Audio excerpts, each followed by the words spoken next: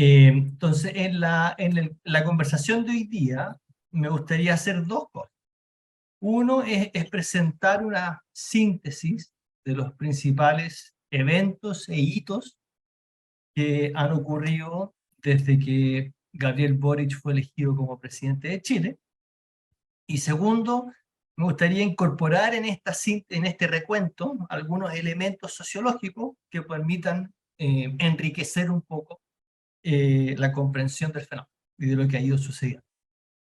Entonces, parto con los antecedentes llamémosle contextuales, sociológicos, desde donde nace eh, la actual presidencia de Boric. Y en ese sentido creo que hay que tomar en cuenta 5 elementos.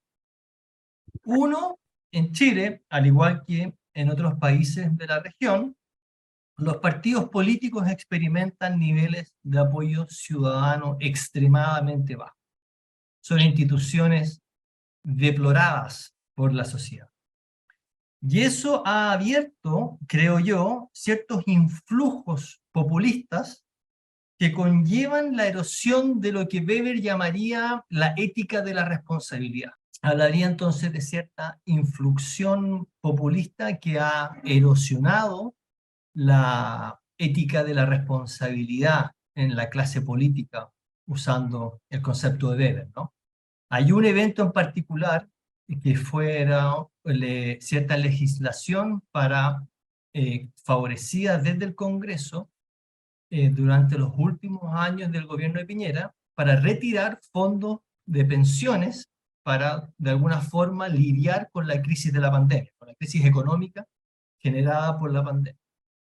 Finalmente se han intentado hacer 5 retiros, 3 exitosos, y ha traído muchos problemas. Y que voy a volver a ese punto y sus consecuencias, porque ha sido muy central. Y los influjos populistas también se ven en la emergencia de nuevos políticos, podríamos llamarlos rebeldes, díscolos, indisciplinados, que tienen agenda propia, que no trabajan en orientación hacia su partido, que de alguna forma generan muchos problemas de coordinación dentro del sistema político. Un segundo elemento importante a tomar en cuenta es el estallido social, un movimiento un conjunto de movimientos de protestas muy grandes que ocurrieron en octubre del 2019 y que una vez solamente fueron frenados por el inicio de la pandemia. Y esos dos elementos, creo yo, generaron la forma en que se enfrentó la pandemia fue muy polarizante, creo yo, porque justo venía el estallido. Entonces, a la hora de pensar cómo está hoy día Boric, hay que pensar en que en el gobierno anterior, las relaciones entre gobierno y oposición, izquierda y derecha, estuvo muy tensionada. Nada que ustedes en particular tampoco conozcan con mucho detalle. Tercer elemento, Chile hoy día vive una crisis de seguridad pública, criminalidad. De los últimos, algunas estadísticas, por dar un ejemplo nada, pero de los últimos 10 años, los homicidios han aumentado en 68%,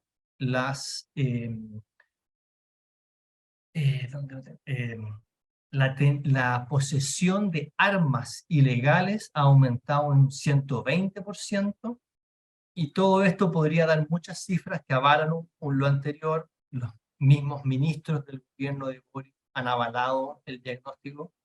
Y entonces, esto cambia mucho las condiciones de lo que Boric quería hacer. Y eso es un elemento muy importante a tomar en cuenta. Cuarto, en relación justamente a los retiros de los fondos previsionales, que eran retiros, cada vez que había un retiro, que se legislaba que las personas podían ir a sacar plata, el 10% de sus fondos de previsiones, de sus fondos de pensiones, estamos hablando de inyecciones al mercado de entre 12 y 20 mil millones de pesos. Eso equivale aproximadamente a 4 y un 10% del PIB que se inyecta en la economía, y la consecuencia que nuestro actual ministro de Economía, Marcel, fue uno de los primeros en alertar, fue un problema de inflación.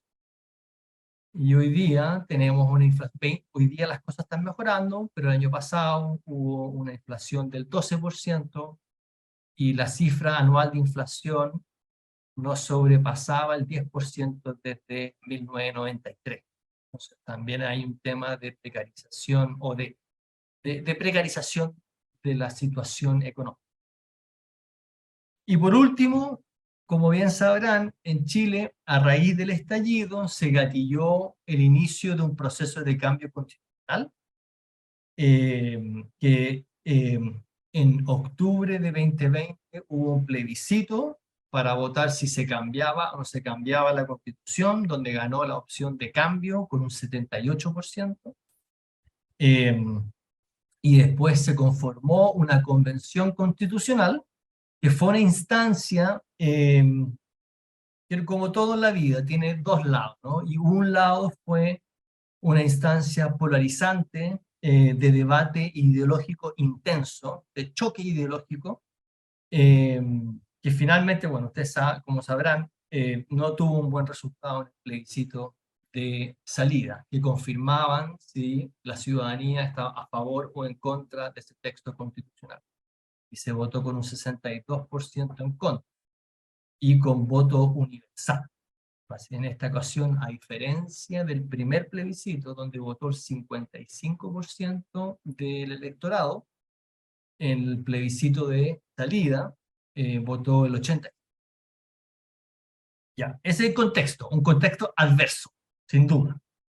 ¿Ya? ¿Quién es Boric? ¿O quién es Gabriel Boric? Para los que, ya yo me imagino ya que lo conocen bastante, pero algunos antecedentes biográficos. Político joven de 37 años, ha sido 2 veces diputado y fue protagonista indiscutible del movimiento social estudiantil del 2011, que tuvo muchas consecuencias de policy en los años siguientes a través del gobierno de Chile.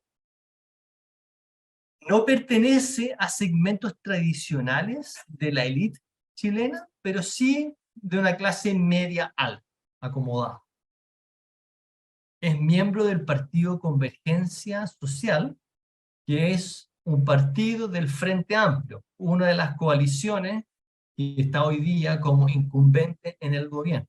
El Frente Amplio es una organización muy importante hoy día en Chile, es una organización de izquierda, pero dominada por una generación más joven, en contraste con los partidos políticos más tradicionales de izquierda, el Partido Socialista y el Partido por la Democracia, que estuvieron liderados por Michelle Bachelet, Ricardo Lago y más personas, ¿no? Pero el Frente Amplio nace impugnando no solo a la derecha, sino también a los partidos de izquierda tradicionales. Hay un movimiento, de alguna forma podríamos hablar de una izquierda más bien posmoderna o versus una izquierda más moderna. La izquierda de Boric es una izquierda más feminista, medioambientalista, regionalista, eh, neocolonial o decolonial, ¿cierto? Reivindican, de alguna forma, uno podría decir, no es solo una izquierda que busca articularse en torno al clivaje de clase social, como podría ser la izquierda más tradicional, sino busca articular el conflicto de clases como uno más de una serie de conflictos. Y bueno, y esto ha llevado a posteriores tensiones en el gobierno. Y en ese sentido yo diría que Boric, como dicen ustedes en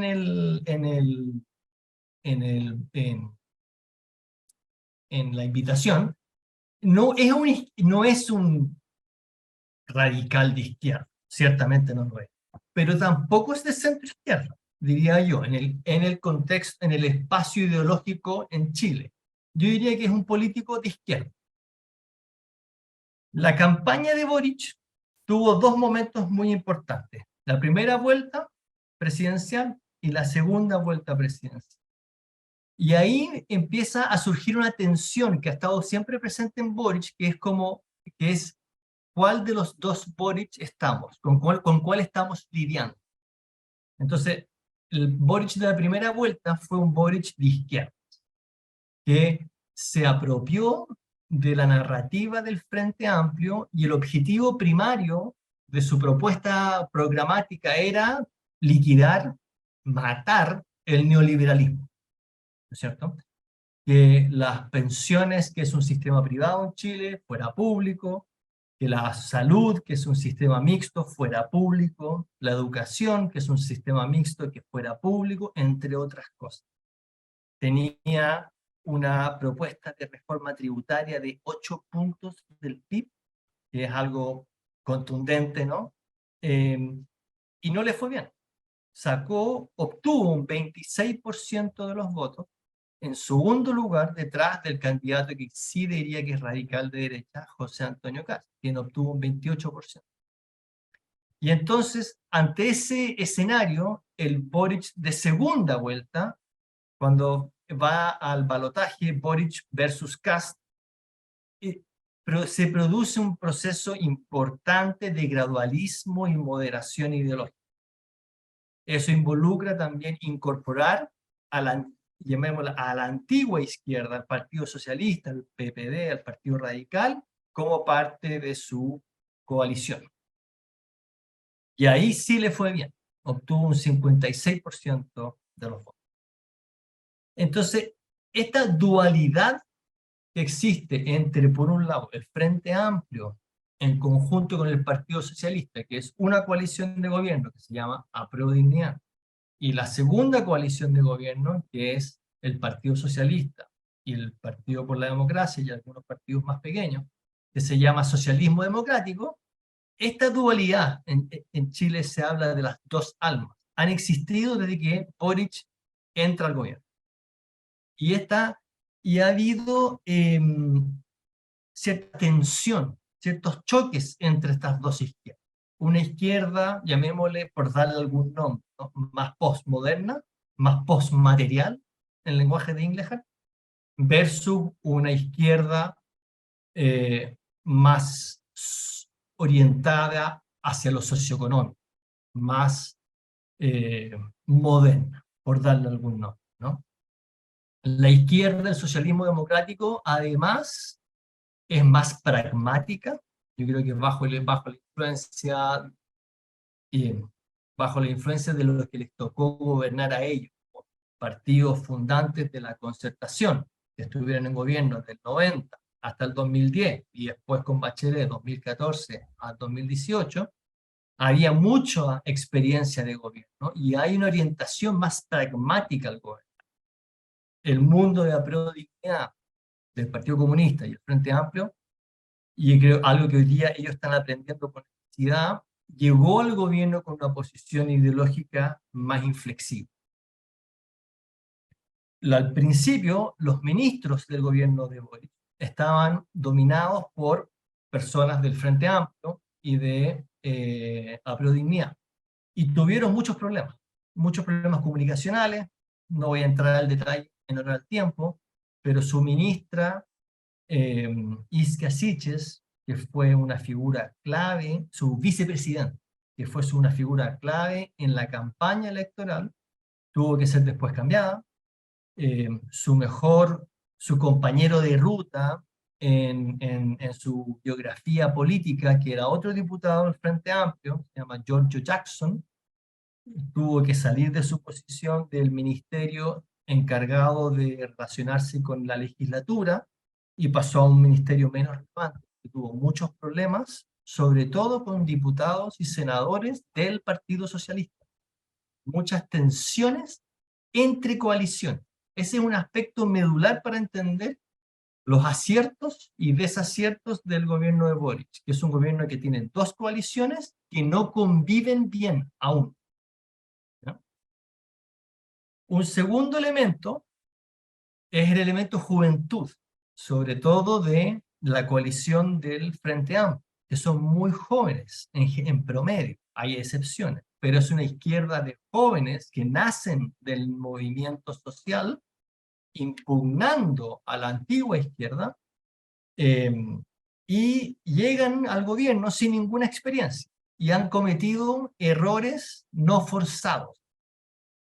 han tenido muchos problemas comunicacionales por hacer cosas que antes decían que no había que hacer. En particular, criticar al gobierno anterior, y hoy día están haciendo lo mismo. Porque a veces la realidad es más fuerte que la ideología, ¿no? Y entonces, un ejemplo en particular, Boric votó a favor de todos los retiros de pensión, junto con el Frente Amplio y el Partido Comunista. Los primeros 3 retiros fueron aprobados. El cuarto retiro lo frenó el Senado. Y el quinto retiro, que pasó en abril del año pasado, ya estaba Boric en el gobierno. Y Boric tuvo que salir a rechazar el retiro. Y entonces se le enrostró: has votado por todos los retiros y ahora que estás tú en el gobierno no lo haces. Y ese tipo de, llamémosle, inconsistencias han sido un factor que ha erosionado su credibilidad. De hecho, la popularidad en la encuesta más común que usamos en Chile, que es la encuesta CADEM, pasó de un 50% en la primera semana de gobierno a un 30% 4 semanas después. Fue una erosión de popularidad muy aguda, más grande que la de Bachelet y la de Piñera, de la cual esa misma encuesta tiene un registro comparado. Ese es el primer periodo. Entonces este es el inicio del gobierno, ¿no? El gobierno, hay un punto de inflexión que es septiembre de 2022, cuando se produce la derrota en el plebiscito constitucional. Yo hoy día les traigo puras malas noticias, lo lamento. Esa derrota electoral, con un 62% de rechazo, fue presumiblemente la peor derrota de la izquierda en la historia de Chile. Es de esa magnitud el problema. La propuesta de texto constitucional estaba muy alineada ideológicamente con el Frente Amplio, con Apruebo Dignidad, y entonces la derrota en la elección fue también una derrota muy cercana a Boric y al gobierno de Boric y a la propuesta programática de Boric. Si quieren, después podemos conversar más sobre esa derrota electoral en particular. Yo ahí hice un poco de investigación y publicamos algunas cosas para entender qué pasó exactamente, pero en muy pocas palabras, el texto era excesivamente progresista e identitario para un votante común chileno o chileno. Entonces, lo que sí pasó es que la derrota en el plebiscito generó un cambio importante en la composición de gobierno. Si antes estaba dominado por Apruebo Dignidad, el eje se movió hacia el socialismo democrático, que es un grupo político más experimentado, más pragmático y más de centro izquierda que de izquierda.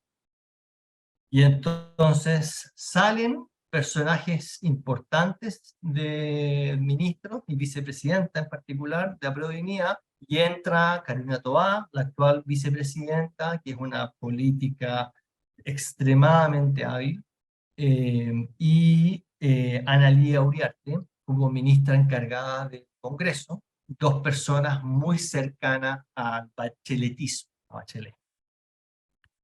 Entonces, creo que este ha marcado un punto de inflexión importante en cómo se gestiona el gobierno y en las prioridades. Entonces, hasta cierto punto, el gobierno no se apropiaba de la crisis de criminalidad y delincuencia y de narcotráfico que hoy día estamos viviendo. Y entonces, con la figura de Toá y de Analía Uriarte, ahí se produce un cambio importante, muy significativo. No obstante, en el camino van surgiendo problemas. No sé si habrán escuchado, entre medio un error comunicacional importante, donde indultaron a algunos presos de las protestas del estallido en el minuto en que la ministra de Interior, Toá, estaba cerrando la negociación de un paquete de medidas de seguridad con la derecha. Y eso se cayó. Y también otra derrota electoral política importante fue como ustedes mismos mencionan en la invitación, fue el rechazo a la idea de usar la reforma tributaria. Hay una reforma de pensiones importante que lleva 10 años en trámite y que no se logra cerrar, y que el financiamiento para esa reforma estaba en la reforma tributaria. Ahora, después podemos hablar un poco más, porque yo creo que hay una buena noticia escondida ahí. Y entonces, ¿cuáles son los elementos, llamémosles sociológicos o politológicos, que están detrás de estas dificultades? Bueno, uno gobierna con sus propias ideas, pero el contexto que se da no lo dispone uno mismo, ¿no? Y a Boric llegó con una plataforma ideológica articulada de superación del neoliberalismo, y se encontró con un Estado incapaz de mantener el orden público. Y ha debido y se ha visto forzado, y la incorporación de Toá ha sido un elemento clave en eso, a liderar una agenda de seguridad para el país. Algo que históricamente, por lo menos en el caso chileno, siempre ha sido más de derecha que de izquierda, ¿no? Son las paradojas que se dan, ¿no? Que un gobierno que iba con un afán de transformación social le está dando hoy día más instrumentos de fiscalización a los policías. Un gobierno con un ADN de derechos, de defensa de derechos humanos muy fuerte, está dándole más poder a policías que tuvieron problemas, de hecho, de derechos humanos 3 años atrás. Entonces, ha habido una suerte de tensión, que la incorporación del socialismo democrático ha sido muy importante para articular. Creo que el mundo del Frente Amplio le cuesta mucho esto y tiene muchas dificultades para resolver. Un segundo elemento importante, podríamos, siguiendo a dejar de hablar de cierto backlash, ¿no es cierto? Si después del plebiscito de salida, donde se rechaza el texto, yo creo que hay un movimiento, y el elemento de criminalidad, hay una vigorización de lo material, en términos de Inglehart, ¿no? Las prioridades se han vuelto crecientemente materiales. El grueso de la población aboga por mayor control de seguridad, por mayor crecimiento económico, por mayor control de la inflación, eh, cosas que son insospechadas hace 3 años atrás, cuando estábamos hablando de otras cosas. Y por ahí ha habido un backlash importante, ¿no?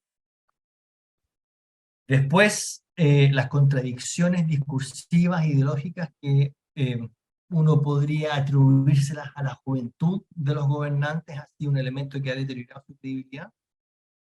Hay una brecha ideológica entre las dos coaliciones, pero que también es una brecha generacional. Entonces, resolver esa tensión es algo que aún no se ha logrado hacer. Y creo yo que es uno de los grandes desafíos que tiene Boric. Yo creo que va bien encaminado, a través de la incorporación de cada vez más presente de socialismo democrático. Pero ha logrado mantener la adherencia al gobierno del mundo más de izquierda del Frente Amplio y el Partido Comunista. De hecho, han sido bastante leales su apoyo al gobierno. Y por último, en algún minuto se pensó en Chile que esta degradación política de influjos populistas, retiros de pensiones, era algo que iba a ser propio de Piñera, porque Piñera generaba mucha antipatía entre muchos segmentos de la población. Pero yo creo que una vez que salía de Piñera, eso se iba a arreglar, y eso no se arregla y permanece. Y entonces nuestra erosión política, y en particular de la noción de responsabilidad política, yo diría que es una figura más estructural del proceso político chileno que algo contingente. Bueno, Y para no terminar, y con esto voy terminando, para no terminar con puras malas ideas y críticas, eh, creo yo que Boric ha enfrentado un contexto tremendamente adverso. ¿Y por qué lo ha y ha podido surfearlo? Porque es un político hábil, sagaz y pragmático. Probablemente es más pragmático que su coalición.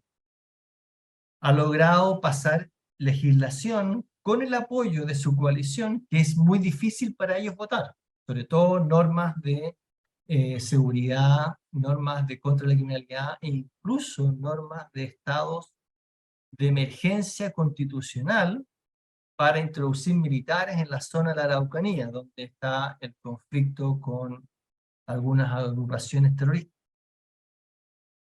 Después ha sabido empoderar al socialismo democrático, en particular al Partido Socialista, que es, diría yo, el partido de izquierda más importante en Chile, con sus altos y bajos, ¿no? Pero es el partido, y lo sabía empoderar, y el Partido Socialista ha respondido en forma muy leal al llamado, y ha recibido un apoyo contundente desde ahí.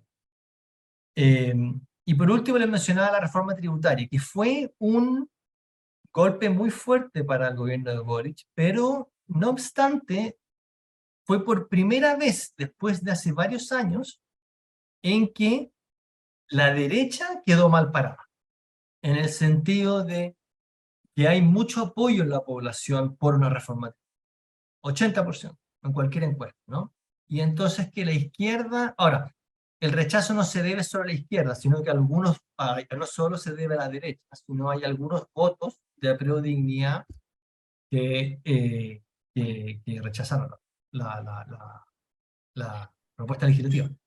Pero en general, por un buen tiempo, que la derecha se veía más alineada con el sentir colectivo. Y ahora eso puede ser un primer punto de ruptura. Eh, y quizás un punto de mayor convergencia entre sentir político colectivo y el gobierno.